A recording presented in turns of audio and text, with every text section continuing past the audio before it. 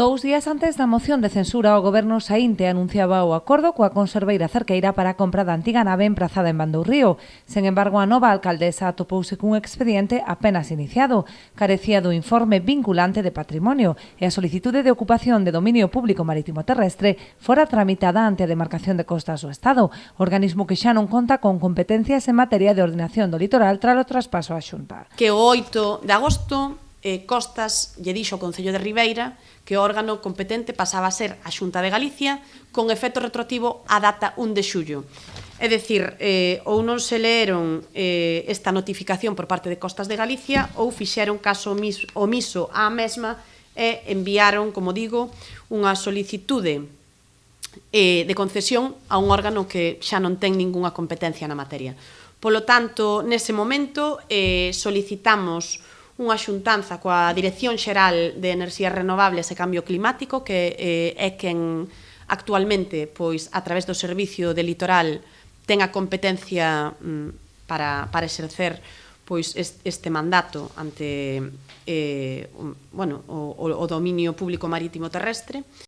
Así mesmo, a alcaldesa advertiu que a compra require dun acordo plenario por exceder o 10% dos recursos do Concello, polo que é imprescindible o respaldo da corporación para autorizar o investimento. Foi unha compra ficticia, como digo, porque se fixo sen acordo plenario, un acordo plenario que era necesario polo suposto importe que iba a ter a compra, tendo en conta que o importe supera o 10% dos recursos ordinarios do Concello.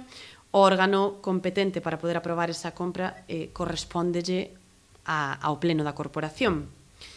Se non chega a ser un farol todo isto que nos contaron, pois sería tamén moi lóxico que finalmente poidéramos poñer en risco ese €500.000 de fondos europeos que van a cargo do PSTD, do Plan de Sostibilidade Turística, ao tratarse dun órgano manifestamente incompetente para realizar a compra de un inmoble.